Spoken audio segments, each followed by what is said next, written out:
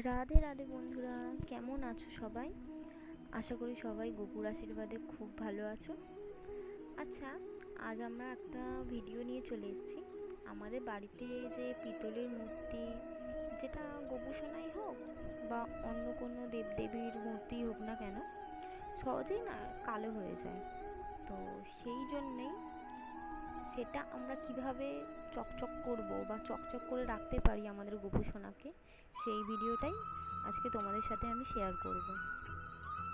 চলো দেখে নিই কী কী লাগে আমাদের গোপু সোনাকে চকচক করার জন্য। প্রথমেই লাগবে আমাদের টক দই, লাগবে মধু, গোলাপ জল, অঘ্রু, আর এই যে তিলক মাটি, চন্দন পাউডার, কুমকুম তিলক বলে একটা জিনিস পাওয়া যায় সেটা। তো এই তিনটের মধ্যে যে কোনো একটা তোমাদের কাছে থাকলেই হবে, ঠিক আছে? এই তিনটে, এই যে তিলক মাটি, এটা এটা তার পাশে যে রয়েছে এটা হচ্ছে চন্দন পাউডার, আর এই আর পাশে যেটা আছে, তার পাশে যেটা আছে ওটা হচ্ছে কুমকুম পাউডার। এই তিনটের মধ্যে যে কোনো একটা পাউডার ইউজ করলেই হবে, ব্যবহার করলেই হবে আমাদের গবেষণার জন্য। তিনটেই যে লাগবে সেরকম কোনো ব্যাপার না। এখানে এই তিনটের মধ্যে তিনটে নাও ব্যবহার করতে পারো, আমি আজকে যেটা দেখাচ্ছি সেটার জন্য। কিন্তু রেগুলার বেসিসে যদি আমরা করতে চাই তো এই তিনটের মধ্যে যে কোনো একটার সাথে একটু গোলাপ জল মিশিয়েও যদি আমরা লাগাই তাহলেও আমাদের গোপোষণা কিন্তু রেগুলার খুব চকচক করবে। আচ্ছা ঠিক আছে, এবার দেখে নিই। প্রথমে আমরা একটু টক দই নেব। টক দইয়ের সাথে আমরা একটুখানি মধু মেশাবো, আর মধুর সাথে আমরা নেব একটু অঘ্রু। অঘ্রুটা নেব কারণ একটু যাতে দইয়ের গন্ধটা বা এখন মানে একটা সুন্দর গন্ধের জন্য, একটা সুন্দর স্মেলের জন্য আমরা অঘ্রুটা ব্যবহার করবো। আর অঘ্রু এমনিতেও খুব ঠান্ডা, সেই জন্যেই আরও আমরা নেব। এবার এই তিনটেকে আমরা ভালো করে মিক্স করে নেবো। আর তার আগে বলে রাখি, এই তিনটেও আমরা শুধু ব্যবহার করতে পারি।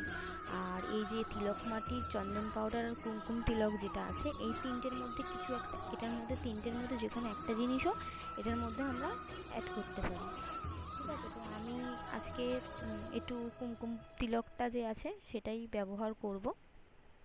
তোমরা পারলে এটা ব্যবহার করতেও পারো এই তিনটের মধ্যে যে কোনো একটা, বা এই শুধু টক দই, মধু আর অঘ্রু দিয়েও তোমরা ব্যবহার মানে আজকে এই করতে পারো, যদি এই তিনটে তোমাদের কাছে না থাকে আপাতত। তো আমি নিয়ে নিলাম।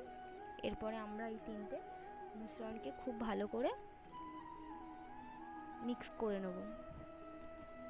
মিক্স করার পর আমরা গোপুসোনার সারা দেহে আমরা, গোপুসোনা হোক তোমাদের বাড়িতে যে দেবদেবী হোক না কেন পিতলের, তো সেটাকে চকচক করার জন্য এটা খুব কার্যকরী। একবার ব্যবহার করে দেখতেই পারেন। এরপর আমরা আমাদের গোপুসোনার গায়ে এটা ভালো করে মিশ্রণটি প্রলেপ লাগিয়ে দেবো। আর এটা মাখিয়ে মিনিমাম 5 মিনিট আমাদের ওয়েট করতে হবে। 5 মিনিট ওয়েট করলেই হবে মাখিয়ে। তো তার আগে আমি একটু গোপুসোনার স্নানের জলটা রেডি করে নিই। প্রথমে একটু জল নেব, আমি ছোট জায়গায় নিচ্ছি, তো আপনাদের দেখানোর জন্য আমি ছোট জায়গায় নিলাম, কিন্তু এইটুখানি জলে তো আর স্নান হয় না, তো একটু বেশি করেই লাগে যেহেতু গরমকাল। তো স্নানের জলের মধ্যে রেগুলার যেটা দিই আমরা, একটু অঘ্রু, একটু গোলাপ জল, তুলসী পাতা, একটু ফুল, আমরা প্রতিদিন যেরকম ব্যবহার করি জল সেরকমভাবে রেডি করে নিতে পারি।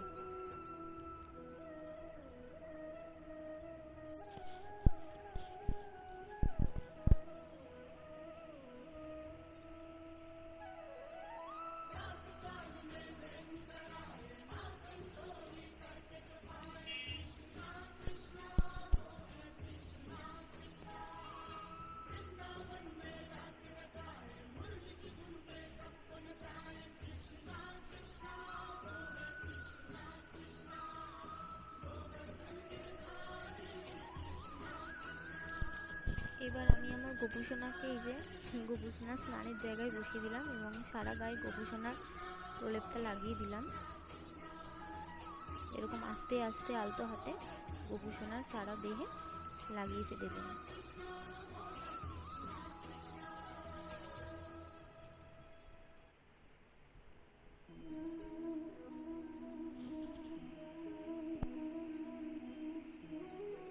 আর এই দেখো আমার আমার 5 মিনিট হয়ে গেছে, আমি আমার গপু সোনাকে তারপরে স্নান করিয়ে নিচ্ছি।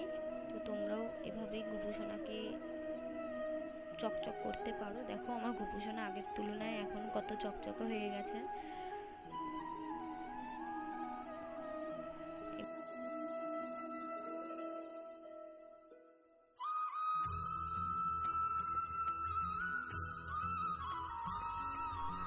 এরপরে আমার গপু সোনা জামা পরে রেডি হয়ে গেছে।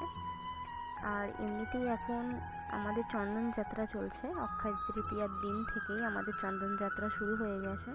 তো আর কিছুদিন আছে। তো আমি আমার গপু সোনার কপালে একটু চন্দনের প্রলেপ লাগিয়ে দিলাম। তো এভাবেই আমি আমার গপু সোনাকে স্নান করিয়ে এখন চন্দন প্রলেপ লাগিয়ে চন্দন দিয়ে একটু সাজিয়ে দিই।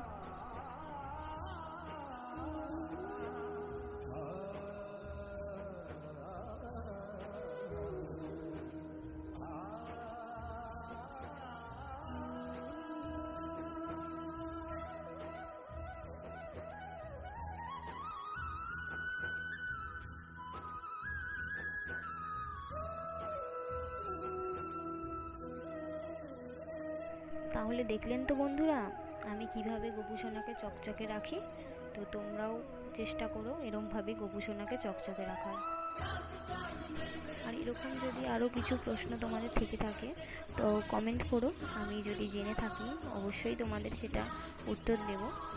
আর আমার এই ভিডিওটা ভালো লাগলে অবশ্যই তোমরা লাইক করো, কমেন্ট করো আর চ্যানেলটা সাবস্ক্রাইব করে দিও। আর সবাই বলো রাধে রাধে।